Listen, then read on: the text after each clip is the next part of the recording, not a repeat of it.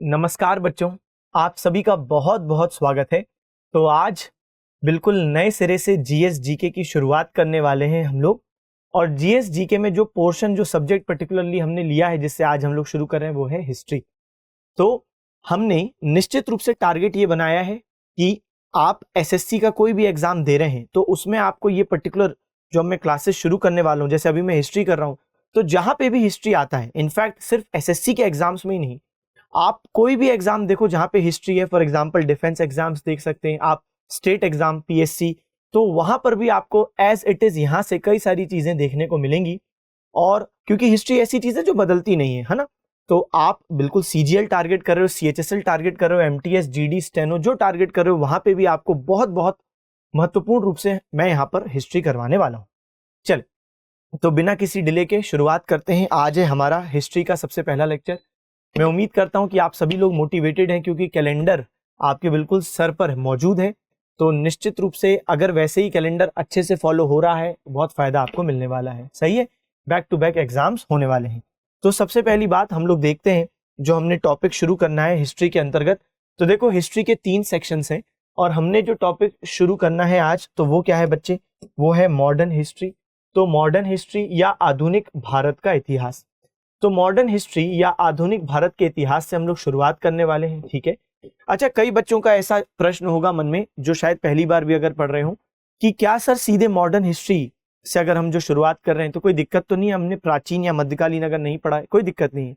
अभी थोड़ी देर में आप पाएंगे कि मॉडर्न हिस्ट्री एक बिल्कुल अलग थलग सेक्शन है, और अगर आपने इससे पहले वाले सेक्शंस कभी भी नहीं पढ़े हैं तो भी कोई दिक्कत वाली बात नहीं है, ठीक है। और वो सेक्शंस हम लोग बाद में देखेंगे, अभी हम लोग मॉडर्न से शुरू कर रहे हैं और ये एकदम इंडिपेंडेंट सेक्शन है। और अगर आपने अच्छे से सुना तो आपको आज की क्लास में बहुत मजा आने वाला है। तो मॉडर्न हिस्ट्री कब से कब तक की कहानी है? 1757 से 1947 की कहानी है। तो 1757 से 1947 ये है आपकी मॉडर्न इंडियन हिस्ट्री की कहानी। यानी अगर मैं बोलूं कि भाई 1947 में क्या हुआ, 1947 में ब्रिटिशों का शासन खत्म हुआ, end of British rule over India. अब जो चीज कभी ना कभी खत्म हुई है, वो चीज कभी ना कभी शुरू भी हुई होगी। कभी ना कभी ब्रिटिशों का शासन भारत पर शुरू भी हुआ होगा। तो कब शुरू हुआ? 1757। तो ये है स्टार्ट ऑफ ब्रिटिश रूल, ये है एंड ऑफ ब्रिटिश रूल। यानी अगर मैं कहूं कि आधुनिक भारत का इतिहास क्या है, तो ब्रिटिशों का भारत पर शासन शुरू करने से ब्रिटिशों का भारत पर शासन खत्म करने की कहानी को ही हम लोग आधुनिक भारत का इतिहास कहते हैं, या what is modern history of India.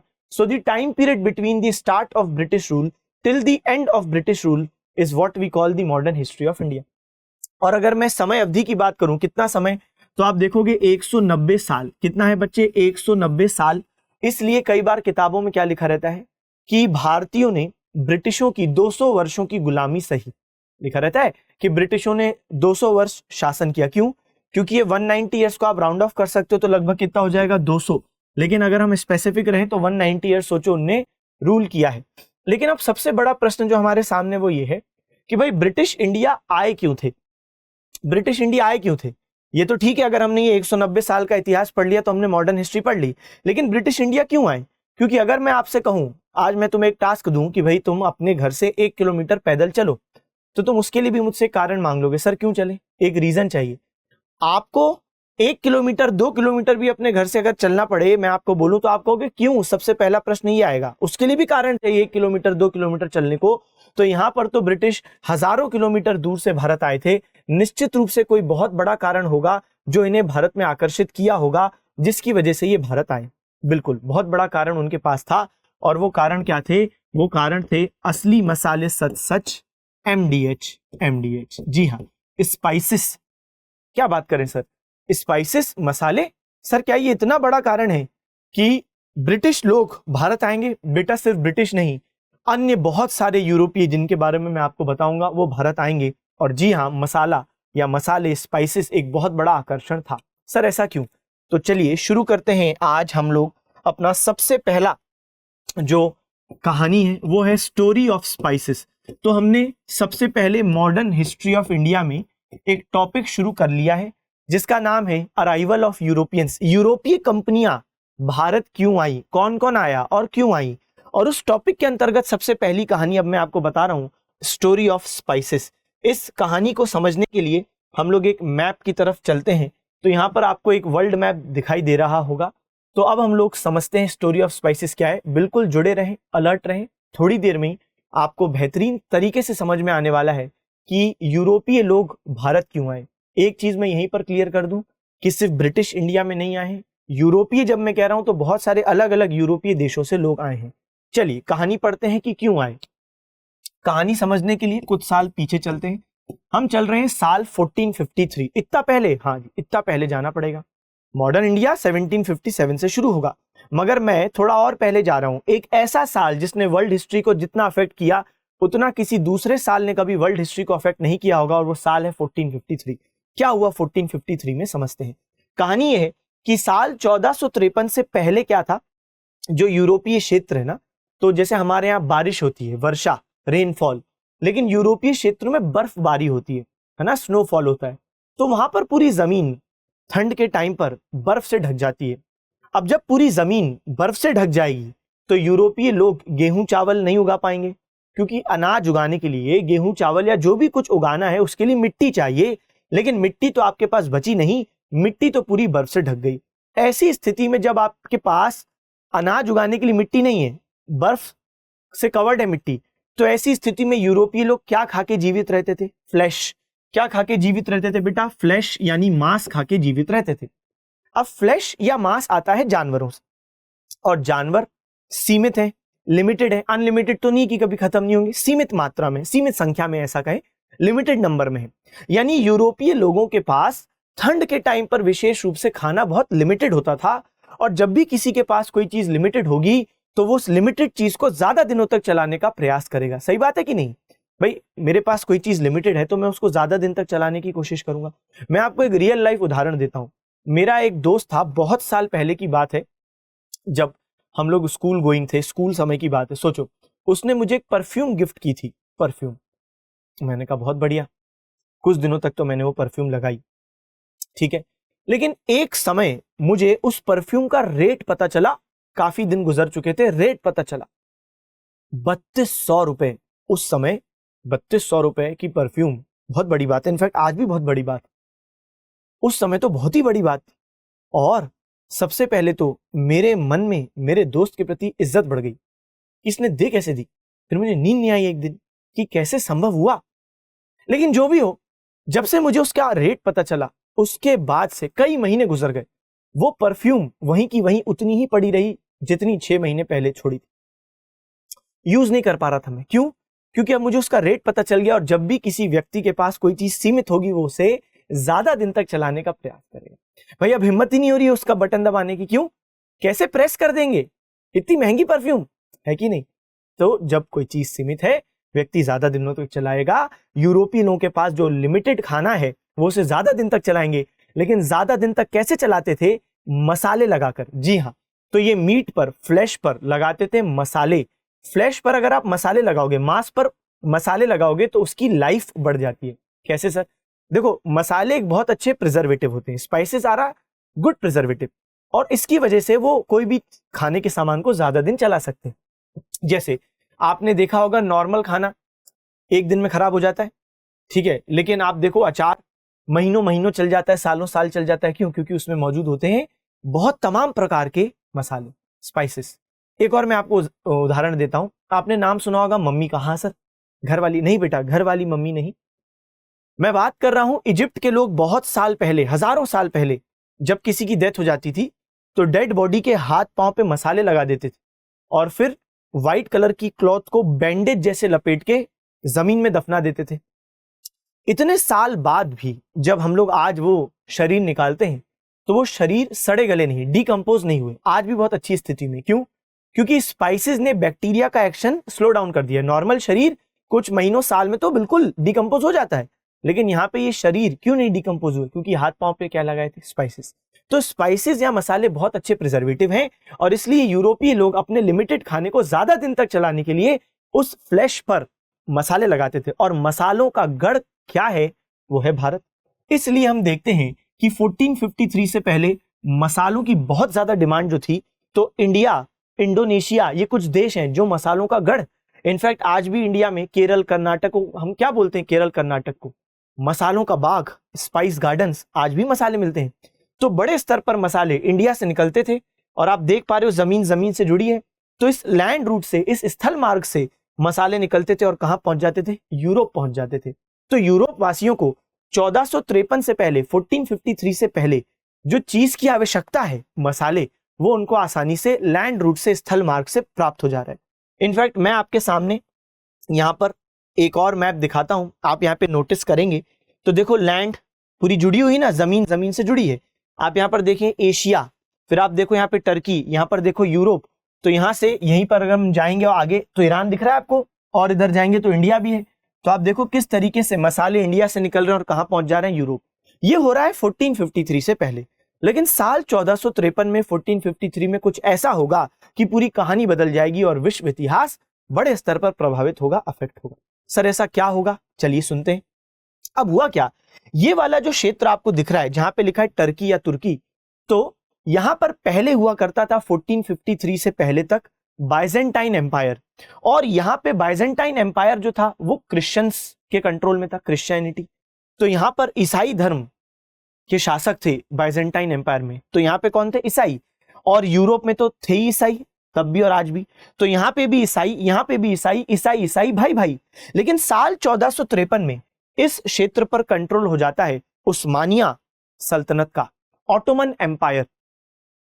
और ऑटोमन एम्पायर किसके द्वारा डोमिनेटेड है? तो वहां के रूलर्स का रिलीजन क्या है? इस्लाम। तो यहां पर मुस्लिम्स का कंट्रोल आ गया, लेकिन यहां पर तो अभी क्रिश्चियंस ही हैं। तो कुल मिला के कहानी यह है कि जब यहां पर इस क्षेत्र में मुस्लिम्स का कंट्रोल आ गया, तब उनने यूरोप के क्रिश्चियंस को कहा कि आपको मसाले चाहिए? इनने बोला हाँ चाहिए, क्योंकि ये तो बिना मसाले के जी नहीं सकते, क्योंकि भाई लिमिटेड खाना है।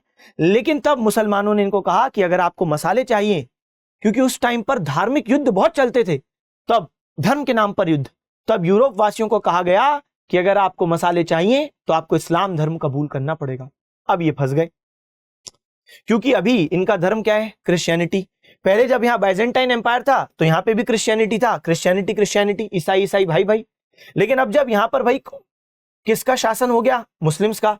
तब इनने इनके सामने क्या शर्त रखी कि अगर आपको चाहिए मसाले तो मसाले देंगे, कोई दिक्कत नहीं है, लेकिन इस्लाम धर्म कबूल करो। धर्म के नाम पे उस टाइम पे बहुत लड़ाइयां होती थी। और ऐसी स्थिति में अब ये लोग यूरोप के क्रिश्चियंस फंस गए। क्यों फंस गए क्रिश्चियंस? यूरोपियंस क्यों फंस गए? क्योंकि बिना मसालों के जी नहीं सकते और धर्म अपना चेंज करना नहीं चाहते थे। कोई भी अपना धर्म चेंज नहीं करना चाहता। ऐसी स्थिति में यूरोपियंस के लिए जीने और मरने की स्थिति हो गई।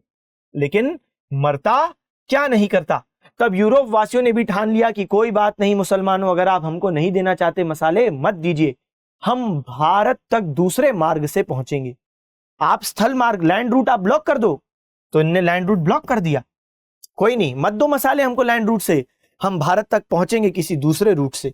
और तब अलग अलग यूरोप वासी अलग अलग दिशा में निकल जाते हैं। कब हो रहा है ये?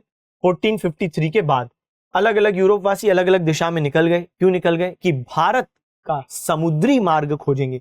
देखो बात समझो, लैंड रूट ब्लॉक हो गया है, लेकिन इनने बोला यूरोप वासियों ने कोई बात नहीं, स्थल मार्ग ब्लॉक हुआ है ना, हम समुद्री मार्ग से भारत पहुंचेंगे। और तब हम देखते हैं कि 1492 में एक व्यक्ति जिनका नाम होता है क्रिस्टोफर कोलंबस, वो स्पेन से निकलते हैं भारत का समुद्री मार्ग खोजने के लिए। और साल 1492 में क्या खोज लेते हैं? अमेरिका। क्योंकि उस टाइम पे कोई जीपीएस नहीं होता था कि आपने डाल दिया इंडिया, नई दिल्ली और आप सीधे पहुंच गए। भाई उस समय ऑब्वियस सी बात है कि आप अजम्पशंस पर काम कर रहे हो। तो कई लोग जहाज लेकर निकलते थे, लंबी लंबी दूरियां तय करते थे कि किसी तरीके से इंडिया का मार्ग मिल जाए पहुंचने का, इंडिया तक समुद्री मार्ग।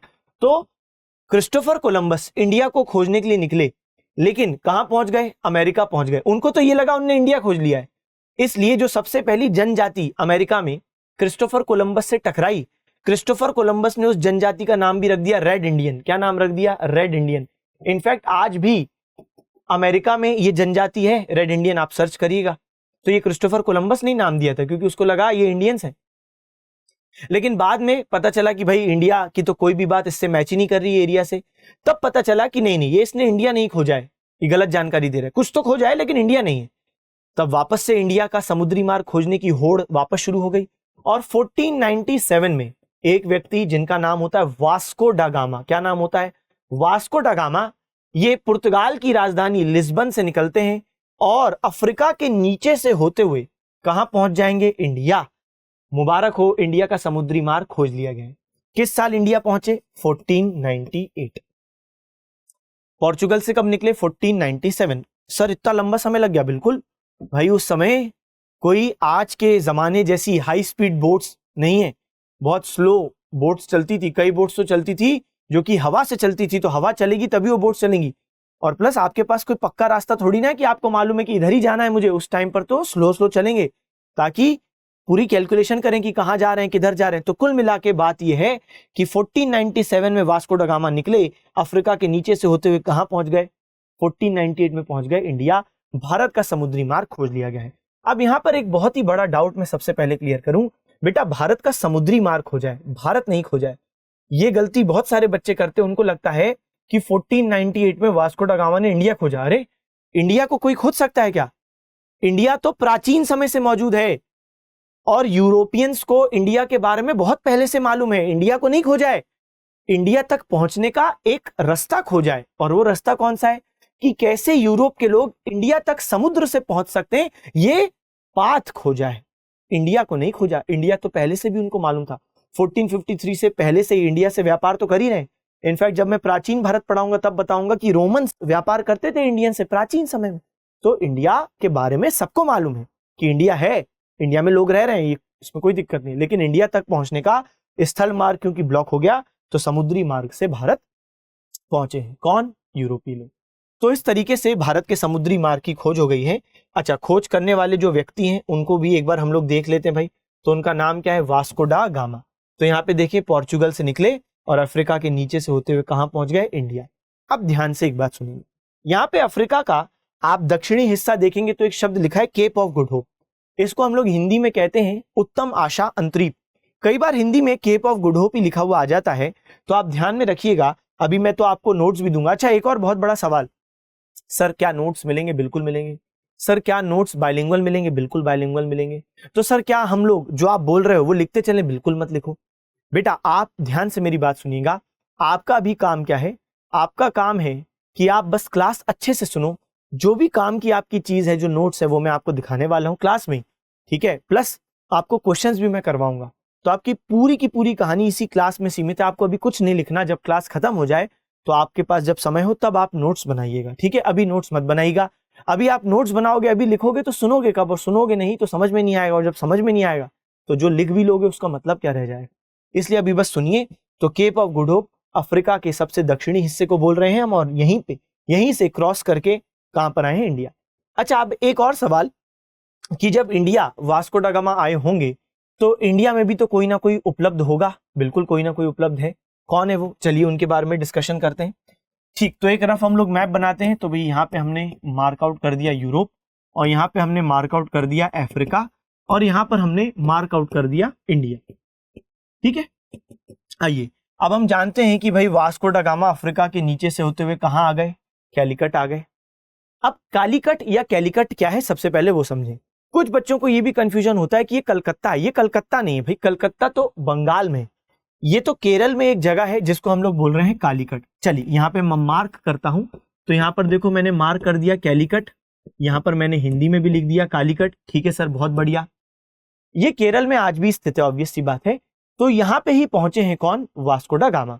अच्छा, तो कालीकट में सर कौन था उस टाइम पर? तो कालीकट का जो स्थानीय शासक, जो लोकल रूलर है, जिसने वास्को ड गामा का स्वागत किया। तो जब वास्को ड गामा भारत पहुंचे 1498 में, तो यहाँ पे कालीकट के जिस स्थानीय शासक ने उनका स्वागत किया, उस स्थानीय शासक का नाम था जमोरिन। क्या नाम था? जमोरिन उसका नाम था। तो यहां पर देखें, मैं हिंदी में भी लिख देता हूं जमोरिन। अब इस बेचारे का ओरिजिनल नेम था समुथरी। ओरिजिनल नेम क्या है बच्चे इसका? तो ओरिजिनल नेम मैं यहां पे लिख देता हूं, इसका ओरिजिनल नेम है समुथरी।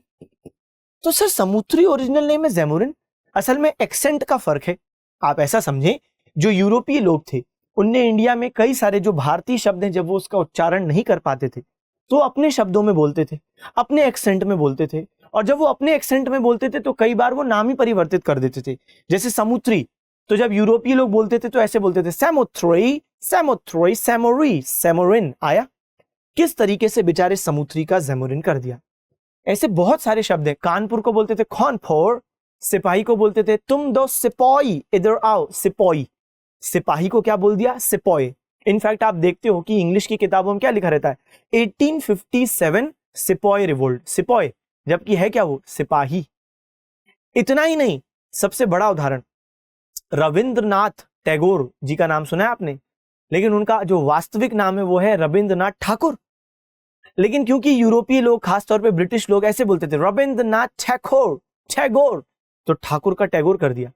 और इसमें विडंबना यह है कि हम लोग तो ठाकुर बोल सकते हैं, मगर हम भी अपनी किताबों में और हर जगह बोलचाल में क्या बोलने लगे, टैगोर। तो सोचिए किसी व्यक्ति का नाम ठाकुर से टैगोर कर दिया गया, कितनी बड़ी बात है। आई तो कुल मिला के बच्चे हम लोग जो बात कर रहे हैं वो ये है कि यहाँ पे समुद्री का नाम परिवर्तित करके ज़ैमोरिन कर दिया गया। लेकिन ये स्थानीय शासक है, लोकल रूलर है कालीकट का। असल में ये किसी और बड़े राजा के अंतर्गत सेवारत है, इनसे भी कोई बहुत बड़ा है। कौन है सर वो, आइए सुने। तो यहाँ पर उस समय दक्षिण भारत में एक साम्राज्य था जो हम लोग भविष्य में मध्यकालीन भारत में डिटेल में पढ़ेंगे, और उसका नाम क्या था भाई, विजयनगर साम्राज्य, है ना। तो विजयनगर, तो विजयनगर साम्राज्य, मैं और बेहतर तरीके से यहाँ पे लिख देता हूं, डोंट वरी, शायद थोड़ा सा यहाँ पे और बेहतर तरीके से लिखेंगे। तो विजयनगर, तो विजयनगर साम्राज्य, विजयनगर एम्पायर, ये साउथ इंडिया में मौजूद था। और विजयनगर साम्राज्य के जो रूलर हैं उनका नाम क्या है, चलिए उनका नाम लिख देते हैं, इमादी नरसिम्हा। ये है विजयनगर साम्राज्य के जो रूलर मौजूद है, उनका नाम क्या है बच्चे, इमादी नरसिम्हा। और मैं भविष्य में इनको, जैसा मैंने कहा, मध्यकालीन भारत में डिटेल में हमको पढ़ना है। देखो हिस्ट्री को धीरे धीरे पढ़ा जा सकता है, आप ऐसा सोचो कि पूरी हिस्ट्री एक दिन में एक क्लास में पढ़ लो, संभव नहीं है। बहुत सारे लोग हैं, बहुत सारी बातें हैं उनके बारे में, धीरे धीरे हम लोग पढ़ेंगे। तो ये विजयनगर साम्राज्य के राजा का नाम है इमादी नरसिम्हा, और ये बहुत बड़ा आदमी है, ये पूरे साउथ इंडिया पे विराजमान है, और उनके पास कई सारे छोटे छोटे गवर्नर हैं, और ज़ैमोरिन उनका एक गवर्नर है। तो इमादी नरसिम्हा के पास बहुत सारे एरिया हैं, बहुत सारे गवर्नर हैं, बहुत सारे छोटे छोटे शासक हैं। ज़ैमोरिन इमादी नरसिम्हा का एक शासक है। कहाँ का शासक है, कालीकट का। जैसे मैं कहूँ आपको, आज अगर कोई इंडिया में आता है, तो बेटा आज अगर कोई व्यक्ति इंडिया में आता है तो वो इंडिया के किसी एक क्षेत्र में आएगा। जैसे मान लो कोई व्यक्ति अगर उत्तर प्रदेश में आया, तो स्थानीय शासक कौन है, योगी आदित्यनाथ जी। लेकिन इंडिया के शासक कौन है, मोदी जी। वैसे ही मैं कह रहा हूं आपको, जब वास्को डा गामा इंडिया में आए तो कहां पे आए, कालीकट। कालीकट के स्थानीय शासक कौन है, तो ज़ैमोरिन। लेकिन साउथ इंडिया में साम्राज्य किसका चल रहा था उस टाइम पे, तो सही जवाब है इमादी नरसिम्हा।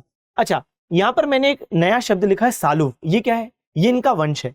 मैं जब भविष्य में विजयनगर साम्राज्य मध्यकालीन भारत में पढ़ाऊंगा, तब मैं आपको ये बताऊंगा कि विजयनगर साम्राज्य में 4 फैमिली, 4 डायनेस्टी, 4 वंश आए, और जो इमादी नरसिम्हा है वो सालुव वंश का, सालुव डायनेस्टी का है। ठीक है, तो इस टाइम पे 1498 में जब वास्को डा गामा आए, तो विजयनगर साम्राज्य का कौन सा डायनेस्टी, कौन सी फैमिली रूल कर रही थी, सालुव फैमिली, और इनके एक रूलर थे जिनका नाम है इमादी नरसिम्हा। चलिए, ये भी हमने बहुत अच्छी तरीके से समझ लिया। अच्छा, कई बच्चे जो नोट्स के लिए परेशान हो रहे हैं उनको मैं बता दूं, इस तरीके से बच्चे बायलिंगुअल नोट्स आपको मैं देने वाला हूं, तो आप परेशान बिल्कुल ना हो, आप बस सुनने में फोकस कीजिए। जो भी आपके काम की चीज है वो निश्चित रूप से मैं क्लास के दौरान ही आपको बताने वाला हूं, ठीक है। तो आपको कुछ नहीं लिखना है अभी, सब बाद में लिखना, अभी सिर्फ सुनना है। चलिए, अब आगे बढ़ने से पहले और थ्योरी जो अभी मैं आपको दिखाने वाला हूं वो देखने से पहले एक चीज महत्वपूर्ण समझ लेते हैं कि अलग अलग यूरोपीय लोग जो भारत में आए उनका क्रम क्या है, सबसे पहले कौन आया, फिर कौन आया, अंत में कौन आया, ये सारी चीजें हम लोग समझते हैं। जैसा अभी अभी आपने देखा कि भारत का जो समुद्री मार्ग है वो किसने खोजा, पुर्तगालियों ने। तो भारत में समुद्री मार्ग से सबसे पहले कौन आए, पुर्तगाली आए। और कौन से साल आए, अभी अभी हमने बात की 1498। इनके बाद आएंगे डच, इनके बाद आएंगे ब्रिटिश। ध्यान से सुनते हैं, डच कहाँ के लोग हैं, नीदरलैंड्स के लोग हैं। कहाँ के लोग हैं, नीदरलैंड्स। तो एक देश है ना जिसको हम लोग नीदरलैंड्स या हॉलैंड बोलते हैं, पहले हॉलैंड बोलते थे, आज ये नाम नहीं चलता। अच्छा, इनके बाद आएंगे अंग्रेज या ब्रिटिश, यही हैं जो हम पर 200 वर्ष शासन करने वाले हैं, यही हैं बच्चे। तो वो 3rd नंबर पर आएंगे। तो इंडिया पर अपना साम्राज्य स्थापित करने वाले, इंडिया के बड़े एरिया को अपने कंट्रोल में रखने वाले, 200 वर्षों तक हमको गुलाम बनाने वाले ब्रिटिश सबसे पहले नहीं आए थे। तो समुद्री मार्ग से सबसे पहले पुर्तगाली, फिर डच, फिर आए थे ब्रिटिश। इनके बाद कौन आएंगे, डेन या डेनिश। ये कहाँ के लोग होते हैं बच्चे, तो डेनमार्क। तो जो डेनमार्क के लोग हैं उनको हम लोग क्या बोलते हैं, डेनिश बोलते हैं। तो यहां पर हमने ये भी समझ लिया। अच्छा, अंत में फिर आप देखते हो एक नाम है फ्रांसीसी या फ्रेंच। मैं आपको ये भी एक चीज एडिशनल बता दूं, असल में फ्रांसीसी अंतिम मुख्य यूरोपीय हैं जो इंडिया आए हैं। ऐसा नहीं कि इनके बाद कोई नहीं आया, इनके बाद भी कोई आए थे। जैसे एक नाम मैं आपके सामने लिखता हूं, स्वेडिश। क्या नाम लिखा मैंने? स्वेडिश। थोड़ा और बेहतर तरीके से लिखते हैं तो देखें, स्वेडिश। तो भाई स्वेडिश लोग ये भी भारत आए थे। सर ये स्वेडिश कहाँ के लोग हैं? नाम से ही क्लियर है, स्वीडन। तो भाई स्वेडिश कहाँ के लोग हैं? स्वीडन के लोग। स्वीडन एक देश है, वहां के जो लोग हैं वो भी इंडिया हैं। लेकिन ये कोई इंपॉर्टेंट व्यापारी नहीं थे। इनका इंडिया से जो व्यापार है वो नगण्य है, नेग्लिजिबल है, बिल्कुल नामान्य है। और ऐसी स्थिति में इनको ना तो पढ़ा जाता है और इन पर कोई प्रश्न भी देखने को नहीं मिलता। लेकिन एक बात मैंने आपको एडिशनल बता दी कि फ्रेंच के बाद भी असली में कोई आया था। लेकिन जब क्वेश्चन आता है तो अक्सर ऐसा है कि अंतिम मुख्य यूरोपीय कंपनी जो भारत व्यापार करने के लिए आई, तो मुख्य लगा देते हैं वो फ्रांसीसी, इसलिए जवाब हो जाता है। लेकिन कभी मान लो आपसे ऐसा पूछ ले कि अंतिम यूरोपीय कंपनी जो भारत से व्यापार करने को आई और ऑप्शन में फ्रेंच और स्वीडिश दोनों हो, तो तब आप स्वीडिश कीजिएगा, क्योंकि यहां पर उसने जब स्वीडिश ऑप्शन में दे ही दिया है तो अंतिम तो वही है ना। लेकिन आया नहीं ऐसा कोई प्रश्न। चलिए अब यहां पे एक और बात समझते हैं। जैसे जैसे मैं धीरे सबको पढ़ाऊंगा वैसे वैसे मैं सबके और ईयर्स पढ़ाता जाऊंगा। हिस्ट्री में कई बच्चों को इस चीज का डर लगता है कि बहुत सारे साल हैं। देखो ईयर बेस्ड क्वेश्चंस हिस्ट्री में अब ज्यादा आते हैं नहीं, तो ये जो ईयर का फियर है ना कि सर साल बहुत सारे याद करने पड़ेंगे, इस फियर को निकाल दो। अब वो जमाना गया जहां पे आपको बहुत ज्यादा साल पूछता था। नहीं, हाँ कुछ महत्वपूर्ण ईयर्स है जो आपको याद रखने पड़ेंगे, लेकिन हर ईयर काम का नहीं है। मैं आपको बताता जाऊंगा कौन सा ईयर काम का है कौन सा नहीं। 1498 पुर्तगाली, क्योंकि भारत का समुद्री मार्ग खोज लिए तो ये बहुत इंपॉर्टेंट ईयर है। अच्छा, पुर्तगाली इंडिया में सबसे पहले आने वाले यूरोपीय हैं, लेकिन क्या आप जानते हैं ये इंडिया से जाने वाले सबसे अंतिम यूरोपीय हैं। यानी इसका मतलब ये इंडिया में सबसे पहले आए, इनके बाद बहुत सारे लोग आए, नीदरलैंड से लोग आए, ब्रिटेन से आए, डेनमार्क से आए, फ्रांस से आए, हमने देखा। लेकिन ये सभी लोग पुर्तगालियों से पहले इंडिया से चले भी जाएंगे, लेकिन पुर्तगाली इंडिया से सबसे अंत में जाएंगे। हाँ सर ऐसा कैसे? ऐसा ऐसे 1498 में ये इंडिया में आए। क्या आप जानते हो ये इंडिया से कब जाएंगे? 1961। इनके बाद जितने लोग आएंगे ये सब पुर्तगालियों से पहले चले जाएंगे। जैसे उदाहरण के लिए अभी तो हमारी क्लास में ब्रिटिश आए भी नहीं है, पुर्तगालियों के बाद डच आएंगे, उनके बाद ब्रिटिश 1947 में इंडिया को खाली करके चले जाते हैं। ये बात आपको पता है इंडिया को कब आजादी मिली? 1947। लेकिन आप सोचो कि पुर्तगाली तब भी नहीं गए, पुर्तगाली 1961 में यानी ब्रिटिशों के भी बाद गए, इनफैक्ट सबके बाद गए। ये वैसे लोग हैं, वो नहीं होता बेटा, कभी आपने सुना होगा कि शादी के कार्ड में लिखा रहता है 7 बजे से आपके आगमन तक, तो कई ऐसे लोग होते हैं जो 7:15 7:30 बजे पहुंच जाएंगे। और यही लोग फिर केटरिंग वाले पे प्रेशर बनाते हैं कि ढक्कन नहीं खुले बहुत देर से, और तब ये लोग इतनी बार ढक्कन खुलवाओ, कई बार जो होस्ट है जिसके यहां पर फंक्शन है उसको परेशान करेंगे कि भूख लग रही थी, ढक्कन नहीं खुलवाया आपने। तब वो आदमी मजबूर होकर केटरिंग वाले को कह देता है भाई खोल दे ढक्कन।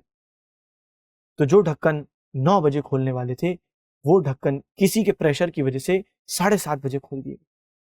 और ये वही व्यक्ति हैं जो सबसे अंत में जाएंगे 11:30 12 बजे, तो पूरा खाना खत्म हो जाएगा। जब केटरिंग वाला बोलेगा कि अब मुझे उठाने दीजिए बर्तन, तब जाके ये लोग जाएंगे। तो बेटा पुर्तगाली भारत में आने वाले सबसे पहले और भारत से जाने वाले सबसे अंतिम यूरोपीय हैं। सही है। चलिए तो ये भी बात हमने पढ़ ली। अब हम लोग थोड़ी सी थ्योरी देख लेते हैं, क्योंकि अभी हमने बहुत सारा डिस्कशन किया, जरूरी है कि हम लोग कुछ थ्योरी भी देखें ताकि कुछ कॉन्क्रीट आप लोग अपने साथ लेके जाएं। चलिए तो 1492 में स्पेन का कोलंबस भारत की खोज हेतु आगे निकला, लेकिन जैसा मैंने बताया इनने कोलंबस ने भारत की बजाय उत्तर अमेरिका की खोज कर दी। सही बात।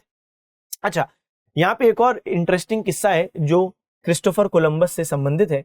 असल में एक बार का किस्सा ये है कि जब क्रिस्टोफर कोलंबस अमेरिका पहुंचे तो यहाँ पर जब वो आगे बढ़ते जा रहे थे तो कई जनजातियों से टकराए। एक ऐसी भी जनजाति थी जिनने इनको खतरा समझ लिया और तब इनको पकड़ के बांध दिया, उल्टा टांग दिया, नीचे आग लगा दी कि आज इसको जान से मार देंगे और फिर इसको खाएंगे। ऐसी स्थिति में क्रिस्टोफर कोलंबस को एक प्रकार से जब तंदूर किया जा रहा है, तो ऐसी स्थिति में ये बहुत रोया गाया, चिल्लाया उतारो उतारो, कोई नहीं उतारा। और जनजातियां अपना जो डांस गाना है वो कर रही हैं कि आज तो उसको खाएंगे, दावत। लेकिन तब इसने बोला अगर थोड़ी देर में ही मुझे नहीं उतारा गया तो यहां पर भयंकर अंधेरा छा जाएगा। और थोड़ी देर में ऐसा हुआ भी, भयंकर अंधेरा छा गया। और तब जो जनजाति का प्रमुख था सरदार, उसने उतारा नीचे। बोला गलती हो गई, आप तो सच में भगवान है। और तब क्रिस्टोफर कोलंबस नीचे उतारे गए और क्रिस्टोफर कोलंबस ने सबको बोट में भरा। अब सब लोग इनके फॉलोअर हो गए थे कि अरे अंधेरा हो गया। असल में ये अंधेरा क्यों हुआ था आप जानते हैं? असल में क्रिस्टोफर कोलंबस एक नाविक है और उस समय जो सेलर होते थे, नाविक लोग होते थे, उनको चांद तारे उनकी मूवमेंट से ही वो आगे बढ़ते थे। और मालूम था क्रिस्टोफर कोलंबस को कि उस दिन वहां पे अमावस्या की रात है। और अमावस्या की रात में क्या होता है भाई, चांद ढक जाता है तो बिल्कुल अंधेरा हो जाता है। तो वही हुआ था। अब जनजातियों को तो इतना मालूम नहीं था कि अमावस्या की रात क्या है, लेकिन इसको नॉलेज था। इसने उसी नॉलेज का इस्तेमाल किया और ये बोला कि रात हो जाएगी, अंधेरा हो जाएगा, हो गया। और सबको लगा ये तो ईश्वर है, चमत्कार हो गया। और तब सबने इसको नीचे उतारा। उसके बाद इसने बदला निकालने के लिए सब लोगों को बिठाया नाव में और अपने साथ ले गया यूरोप। यूरोप में कई सारे लोगों को स्लेव बना दिया, जिनको पकड़ के लाया था जनजातियों, स्लेव, गुलाम, बताइए। एनीवेज, तो ये हमारी बात हो गई क्रिस्टोफर कोलंबस की। लेकिन पुर्तगाली व्यापार के उद्देश्य से भारत में सबसे पहले आने वाले और सबसे अंत में जाने वाले यूरोपीय थे, ये बात मैं आपको बता चुका हूं अभी अभी। तो बाइलिंगुअल नोट्स हैं, परेशान नहीं होना है। आपका कोई भी मीडियम है, दोनों ही भाषाओं में नोट्स मिलेंगे और मैं दोनों ही भाषा में रीड भी कर रहा हूं। 1492 में Columbus of Spain sailed to discover India, but instead of India Columbus reached North America. The Portuguese were the first Europeans to arrive in India for the purpose of trade and last to leave India. तो ये हमने दोनों ही बातें detail में discuss कर ली हैं। इसमें कुछ भी अब डिस्कस करने लायक है नहीं, जो डिस्कशन था वो हमारा हो गया। ठीक है, अब यहां पर देखो भाई, फोकस करो क्या बोलता है। अब क्रिस्टोफर कोलंबस इंडिया की खोज नहीं कर पाए, किसकी खोज कर दी, अमेरिका। लेकिन अब आगे इंडिया की खोज तो जारी है। और तब हमने पढ़ा 1497 में वास्को ड गामा कहां से निकले। तो इसके बाद 1497 में पुर्तगाली नाविक वास्को ड गामा लिस्बन, पुर्तगाल की राजधानी से भारत की खोज के लिए निकले। और in 1497 Portuguese sailor Vasco da Gama set out from Lisbon, the capital of Portugal, to discover India. A to Z पूरी हमारी कहानी क्लियर हो चुकी है, पूरा हमने डिटेल डिस्कशन देखा।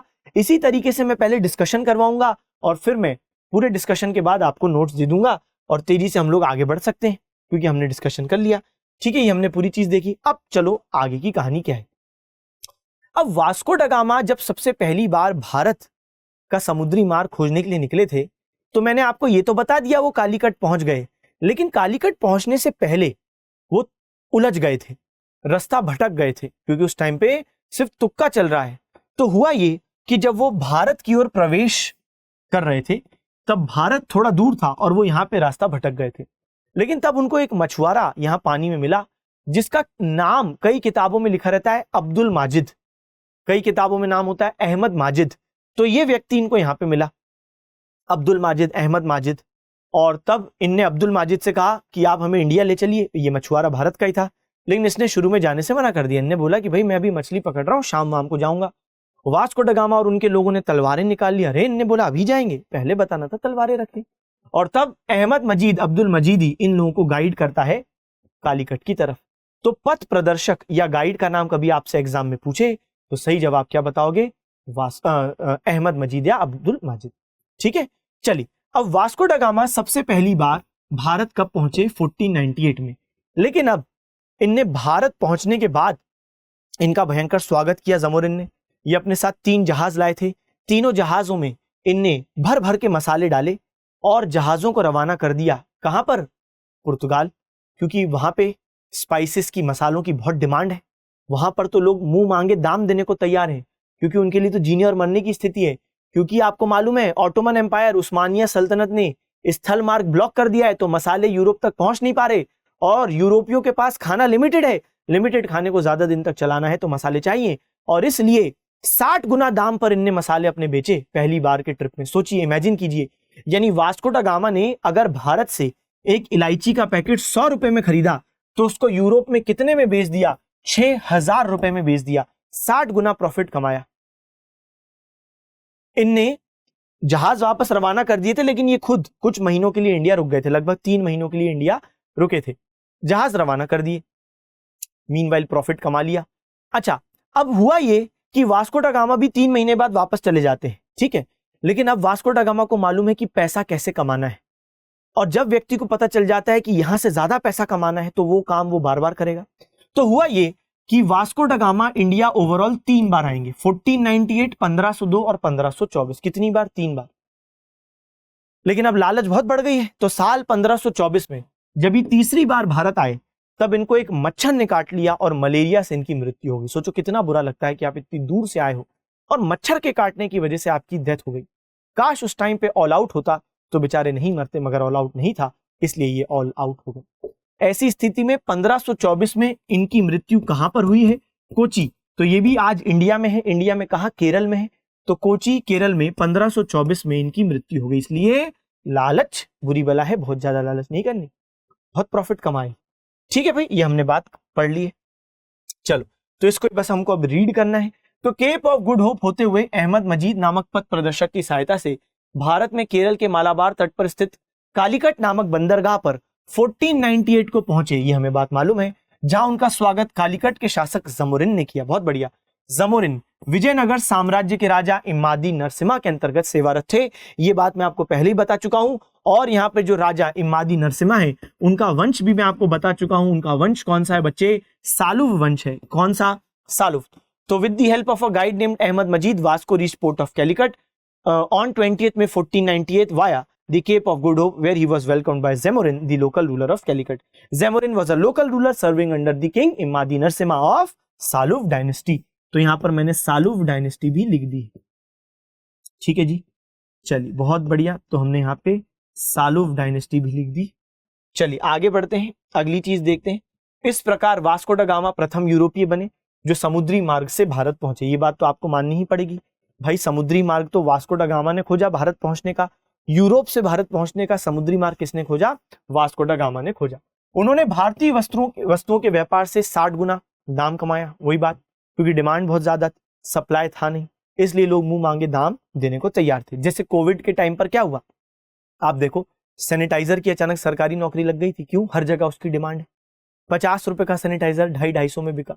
10 रुपए का वो ब्लू कलर वाला मास्क, जब शुरू में कोविड आया था ना, तब वो मास्क का सप्लाई इतना ज्यादा था नहीं, तो डिमांड बहुत अचानक बढ़ गई। तो शुरुआत के समय में 10 रुपए का मास्क 50-50 रुपए में। इनफैक्ट ऑक्सीजन सिलेंडर के बारे में तो आपने सुना होगा, बहुत शॉर्टेज हो गई थी, तो कितने महंगे लोगों ने ऑक्सीजन सिलेंडर बेचे। तो कहने का मतलब यही है कि डिमांड ज्यादा थी स्पाइसेस की और सप्लाई था नहीं, इसलिए 60 गुना दाम पर बिके। वास्को 3 बार भारत आए, 1498, 1502 और 1524, और 1524 में कोची में इनकी मृत्यु हो गई। ठीक है, so thus Vasco became first European to reach India by sea route. He made 60 times profit from the trade of Indian goods. He came to India thrice, 1498, 1502, 1524, and he died in 1524 due to malaria. Where? Kochi, India. सही है। चल, अब हम लोग आगे बढ़ने से पहले मैं आपको कुछ अभी प्रश्न भी दिखाने वाला हूं, लेकिन उससे पहले कुछ एक छोटा सा डिस्कशन कर लेते हैं।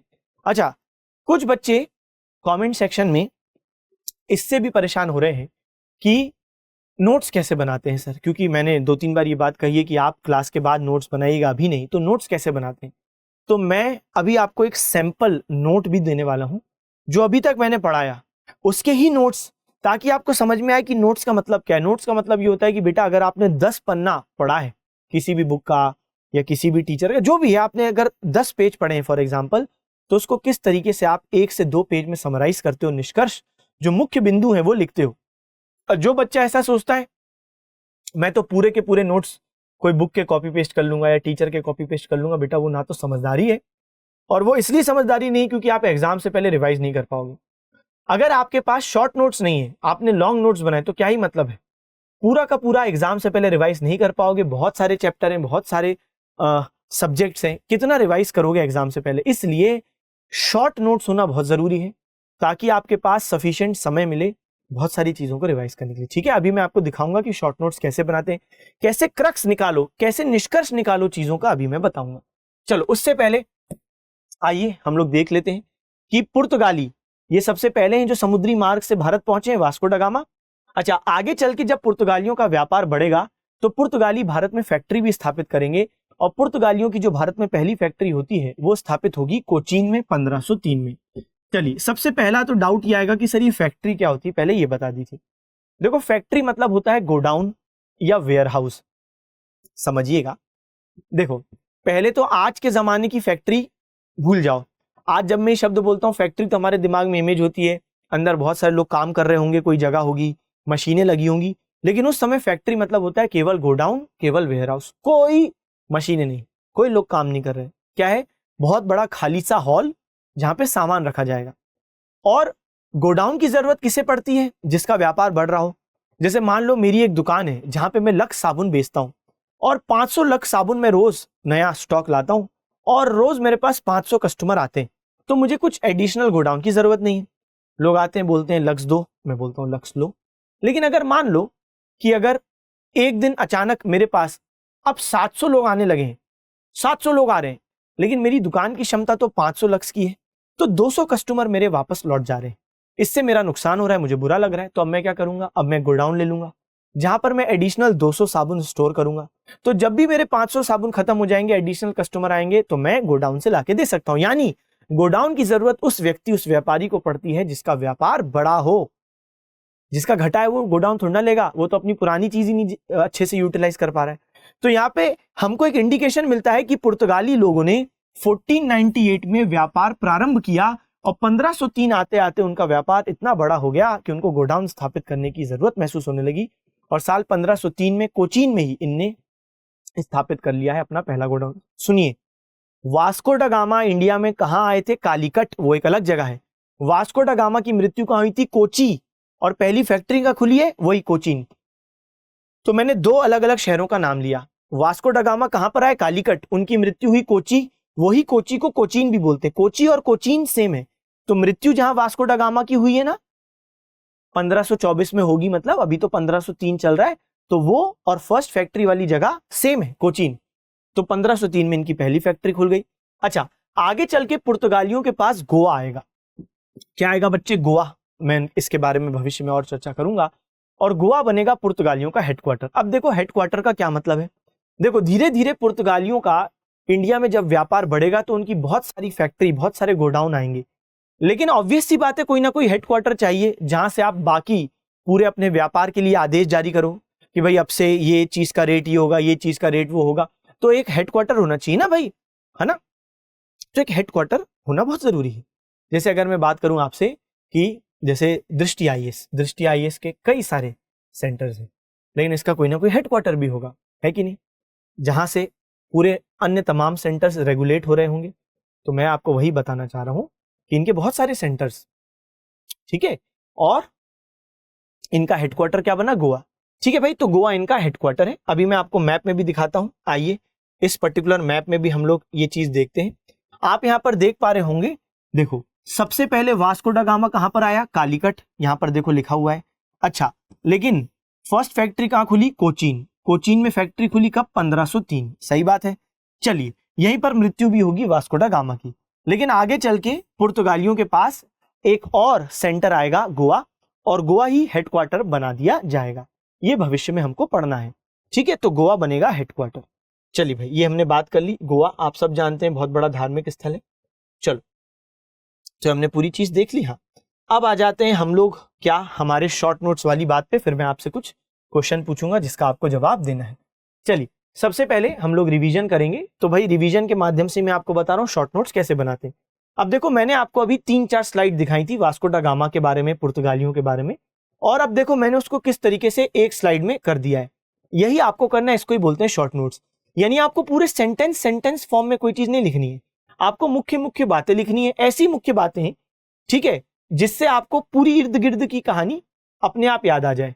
जैसे वास्को डा गामा नाम लिखा, प्रथम यूरोपीय जो समुद्री मार्ग से भारत पहुंचे, पुर्तगाल से निकले 1497। पूरा नहीं लिखना है कि वास्को डा गामा पुर्तगाल की राजधानी लिस्बन से 1497 में भारत के लिए निकले और अगले वर्ष 1498 में मेन चीज कब निकले? 1497। पथ प्रदर्शक अहमद मजीद भारत पहुंचे 1498। कालीकट, स्वागत जमोरिन कालीकट का शासक। यहां पर मैंने यहाँ पे इंग्लिश माध्यम के जो बच्चे हैं उनके लिए भी सेम चीज की है। ठीक है, reached India 1498 Calicut, welcomed by Zamorin. ठीक है, एम्पायर विजयनगर, रूलर कौन था? इमादी। प्रॉफिट मेड 60 टाइम्स, तो 60 गुना व्यापार। कितनी बार भारत आए? 3 बार। ईयर लिख दो। और मृत्यु कब हुई? 1524, कोची या कोचीन में डेथ हुई है। तो ये है आपके शॉर्ट नोट्स।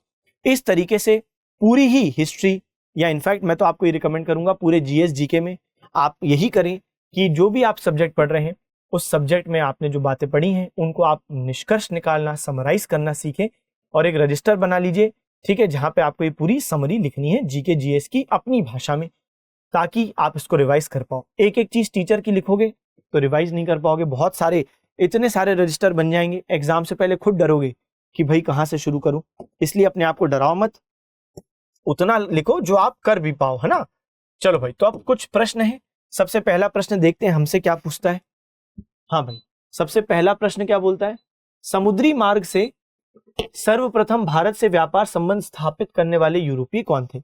मुझे आशा है ये क्वेश्चन आपको बेहद ज्यादा लड्डू लगेगा, क्योंकि सबसे पहले समुद्री मार्ग से भारत से व्यापार किसने स्थापित किए हैं, तो सही जवाब है पुर्तगाली। So first European to establish trade relations with India through sea, Portuguese. चलिए आगे बढ़ते हैं, अगला प्रश्न, वास्को ड गामा कालीकट किस वर्ष आए। चलिए इसका जवाब दीजिए। हाँ भाई, मैं हट जा रहा हूं ताकि आपको बिल्कुल कोई दिक्कत ना हो।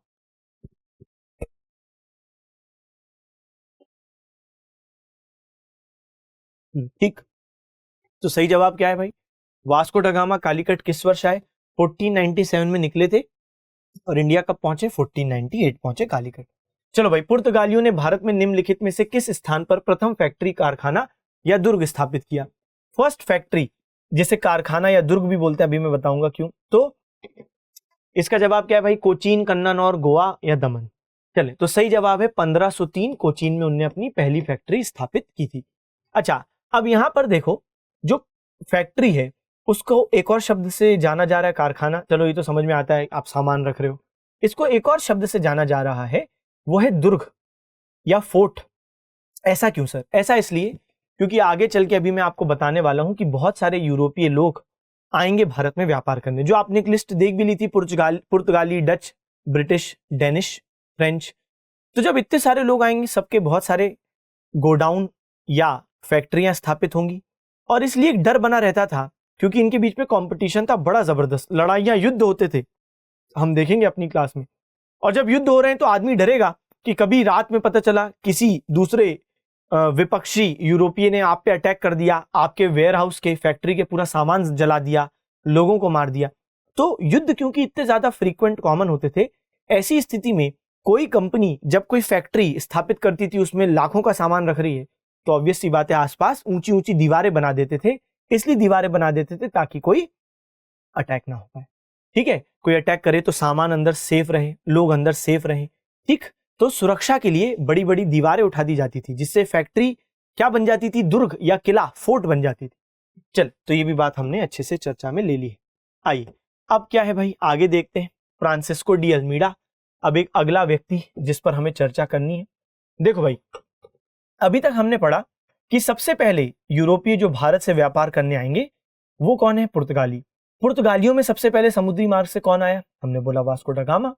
लेकिन अब हुआ क्या कि पुर्तगालियों का व्यापार धीरे धीरे भारत में बहुत बढ़ने लगा, और धीरे धीरे जैसे व्यापार बढ़ने लगा तो पुर्तगाली बड़ी संख्या में भारत में सेटल होने लगे, स्थापित होने लगे। इनफैक्ट कई सारे पुर्तगाली अपने बीवी बच्चों के साथ यहाँ पे अब रहने लगे। ऐसी स्थिति में जो ओरिजिनल पुर्तगाल देश है, उनको लगा कि अब जरूरी है कि अब यहाँ पे कोई गवर्नर भी भेजा जाए। देखो, जब क्लास में 2 बच्चे होते हैं, 5 बच्चे होते हैं, 10 बच्चे होते हैं, तो कोई गवर्नर की जरूरत नहीं। लेकिन जब क्लास में 50 बच्चे हो जाएंगे, 100 बच्चे हो जाएंगे, तो आपको कोई मॉनिटर चाहिए ना, मॉनिटर चाहिए। तो इसी प्रकार से जब पुर्तगालियों की संख्या भारत में बढ़ी, ऐसी स्थिति में पुर्तगाली गवर्नर नाम से कोई भेजा जाएगा। और सबसे पहला व्यक्ति जिसे पुर्तगाली गवर्नर के रूप में भारत भेजा गया, उस व्यक्ति का नाम है फ्रांसिस्को डी अल्मीडा। क्या नाम है, फ्रांसिस्को डी अल्मीडा, प्रथम पुर्तगाली गवर्नर। और ये जो प्रथम पुर्तगाली गवर्नर फ्रांसिस्को डी अल्मीडा है, इसने भारत में एक नीति की शुरुआत की है, जिसके लिए बहुत ज्यादा फेमस है, और उस नीति का नाम है नीले पानी की नीति या ब्लू वाटर पॉलिसी। आप सुनते रहिएगा, 5 मिनट में आपको ये नीले पानी की नीति मैं समझा दूंगा। आइए तो देखते हैं भाई, ये नीले पानी की नीति क्या है। देखिए, ये मैंने बोल दिया, जैसे ये हो गया भाई आपके सामने इंडिया। ठीक है, एक रफ डायग्राम हम लोग बना रहे हैं, सर बिल्कुल बताने की जरूरत नहीं, अलग ही वो दिख रहा है कि इंडिया से मैच नहीं कर रहा, रफ डायग्राम। ठीक है, चलिए कोई बात नहीं। तो राइटिंग के आप लोग बिल्कुल मेरे राइटिंग और ड्राइंग के फैन मत हो जाना, है ना। चलिए आइए आगे बढ़ते हैं। हाँ भाई, सरकाज़म है, ठीक है। आओ आगे बढ़ते हैं। अब होगा क्या, आप सब जानते हैं कि अभी समुद्री मार्ग से सबसे पहले भारत कौन पहुंचा है, तो हम जानते हैं पुर्तगाली पहुंचे। लेकिन पुर्तगाली लोग यही तो चाहेंगे कि उनका मोनोपोली व्यापार पे बना रहे। आप खुद सोचो, यूरोप में बहुत सारे देश हैं जैसे अभी पुर्तगाल के लोग भारत पहुंच गए हैं, लेकिन यहाँ पे यूरोप में हम देखते हैं ब्रिटेन भी है, यूरोप में हम देखते हैं नीदरलैंड्स भी है, यूरोप में हम देखते हैं फ्रांस भी है, यूरोप में हम देखते हैं बहुत सारे और भी देश हैं। और ऑब्वियस सी बात है, जब कोई बहुत तेजी से पैसा कमा रहा होगा तो पड़ोसियों को जलन तो होगी, है कि नहीं। तो सबको ये बात पता चलने लगी कि पुर्तगालियों ने भारत का समुद्री मार्ग खोज लिया है और अब ये बड़े स्तर पर व्यापार कर रहे हैं और अब इन बहुत पैसा ये छाप रहे हैं। ऐसी स्थिति में बहुत सारे और देश भी अब क्या प्रयास करेंगे कि बच्चे वो भी भारत आ पाए। इसको अफ्रीका को हम मिटा देते हैं थोड़ी देर के लिए, है ना, ताकि हमारे पास एडिशनल स्पेस हो जाए। तो ये भी तो यही प्रयास करेंगे कि ये लोग भी भारत आ पाए। सबको भारत आना है, लेकिन ऑब्वियस सी बात है पुर्तगाली तो नहीं चाहेंगे कि कोई दूसरा भारत आ पाए, क्योंकि पुर्तगालियों का अगर भारत के व्यापार पर एकाधिकार मोनोपोली बना रहेगा तो मुंह मांगे दाम ले पाएंगे।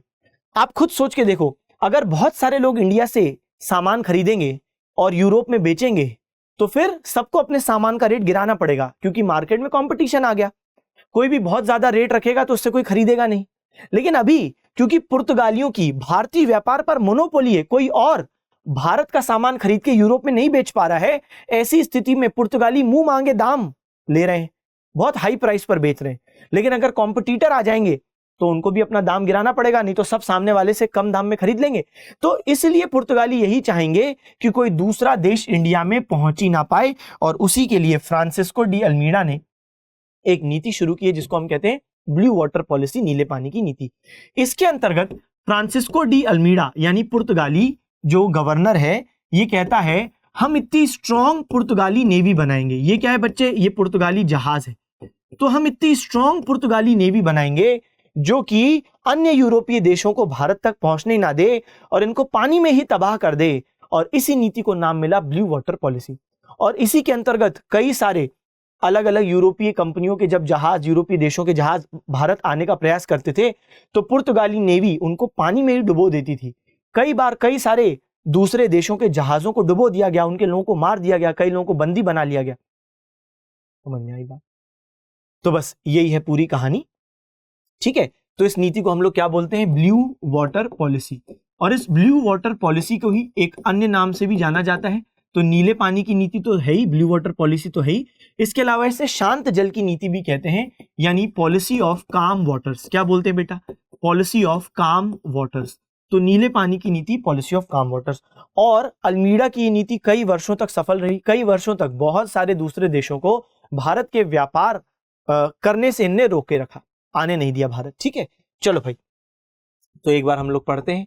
फ्रांसिस्को डी अल्मीडा 1505 से 1509 के बीच में ये गवर्नर थे। चलो रिवाइज करते हैं। सबसे पहले कौन आए, वास्को डा गामा। कब आए भाई, तो 1498 में आए। फिर क्या हुआ, 1503 में फैक्ट्री खुली पुर्तगालियों की पहली, कहां पर, कोचीन में खुली। और अब हम बोल रहे हैं 1505 से 1509 पहला पुर्तगाली गवर्नर आ गया है, उसका नाम क्या, अल्मीडा। इनमें से कौन से ईयर जरूरी है, नंबर 1 1498 वाला ईयर जरूरी है और 1503 जरूरी है। बाकी अल्मीडा कब गवर्नर बना ये इतना प्रमुख चीज नहीं है, लेकिन हाँ इसकी नीति पर क्वेश्चन बिल्कुल आता है। नीले पानी की नीति 1505 से 1509 ये गवर्नर रहा। So first Portuguese governor he adopted blue water policy which is also called policy of काम वाटर्स। हालांकि इसमें कुछ काम नहीं है ना, कुछ भी शांति की बात नहीं है भाई, एकदम खुलेआम युद्ध लड़ रहे हैं, लेकिन क्या कह रहे हैं, पॉलिसी ऑफ काम वाटर्स। ओके चले, यहां पर मैं एक शब्द आपके सामने इंट्रोड्यूस करता हूं, कैरटास। क्या है भाई, तो एक टैक्स हुआ करता था जो कि पुर्तगाली लिया करते थे। अब ध्यान से सुनिएगा। अब हिंद महासागर में इधर इस क्षेत्र में हम देखते हैं कि बहुत सारे भारतीय लोग भी होते थे भाई, वो भी तो व्यापार कर रहे हैं। तो कई बार भारतीय व्यापारियों की जहाज ये पुर्तगाली पकड़ लेते थे, लेकिन भारतीय लोग बोलते थे हम विदेशी थोड़ी ना, हमको क्यों पकड़ रहे हो। ऐसी स्थिति में पुर्तगाली लोगों ने एक परमिट इशू करना शुरू किया जिसको कहा गया कैरटास। क्या कहा गया भाई, कैरटास। तो ये बेसिकली जो कैरटास है, ठीक है, ये हम देखते हैं कि एक पास था, एक परमिट था, और ये पुर्तगाली लोग इशू करते थे किसको, इंडियंस को। और जिनको भी ये इशू किया जाता था तो उसका मतलब है कि भाई इनको डुबोया ना जाए, इन जहाजों को पानी में नहीं डुबोया जाएगा। तो जैसे मान लो मैं कोई भारतीय व्यक्ति हूं, मेरे पास कैरटास है जो पुर्तगालियों ने मुझे दिया है। अब अगर कभी मेरे सामने बहुत सारे पुर्तगाली जहाज आ जाते हैं तो मैं ये कैरटास दिखा दूंगा और मैं निकल जाऊंगा। तो इस कैरटास के लिए एक पेमेंट करना पड़ता था, ठीक है, इसलिए मैंने कहा कि एक प्रकार का ये टैक्स भी कहलाता है, क्योंकि इसके लिए आपको एक पेमेंट भी करना पड़ता था। ठीक है, लेकिन जो अन्य यूरोपीय देश हैं उनको तो ये इशू नहीं किया जाएगा। अन्य यूरोपीय देश के जहाज अगर पानी में आएंगे तो उनको डुबो दिया जाएगा, भारत के पानी में नहीं दिखने चाहिए, है ना। चल, तो यहाँ पे हमने ये भी पूरी चीज पर डिस्कशन कर लिया। आइए भाई, पुर्तगालियों का भारत में प्रथम गवर्नर कौन रहा? चलिए जवाब दीजिए इसका, मैं हट जाता हूं ताकि आपको अच्छे से दिखे। हाँ, तो पुर्तगालियों का भारत में प्रथम गवर्नर बच्चे कौन है? Francisco de Almeida. और इसकी नीति कौन सी है? ब्लू वाटर पॉलिसी, या जिसको क्या बोलते हैं हम लोग, नीले पानी की नीति या शांत जल की नीति। चलिए, तो आज हमने बहुत शानदार तरीके से डिस्कशन कर लिया कि कौन कौन अलग अलग यूरोपीय भारत आएंगे, और हमने ये भी डिस्कस किया सबसे पहले कौन, पुर्तगाली। हमने वहां वास्को ड गामा उसकी कहानी, उसके बाद अल्मीडा तक की कहानी देखी। अगली क्लास में जब हम लोग मुलाकात करेंगे तो हम लोग इसके आगे की चर्चा करेंगे कि भाई पुर्तगाली और कौन कौन आया, फिर पुर्तगाली खत्म हो जाएंगे, फिर डच उनका व्यापार, फिर ब्रिटिश। इस तरीके से हम लोग आगे बढ़ने वाले हैं। आप लोग कमेंट सेक्शन में जरूर बताइए कि भाई कैसा आपको लगा आज का सेशन। देखो, ये आपको बताना है, ये जो पर्टिकुलर लाइव कमेंट चल रहे हैं इसमें नहीं, इसके अलावा भी जो आप देखोगे, जो कमेंट सेक्शन मिलता है ना आपको वीडियो के बाद, वहां पे आपको बताना है कि क्लास कैसी लगी, और सबसे बड़ी बात, हम आपके लिए और बेहतर क्या कर सकते हैं और किस तरीके से हम आपको और बेहतर पढ़ा सकते हैं, जरूर बताइएगा। पढ़ते रहें, सिलेक्शन लें और अपने माता पिता का नाम रोशन करें। Okay, bye bye, thank you, tata, see you again.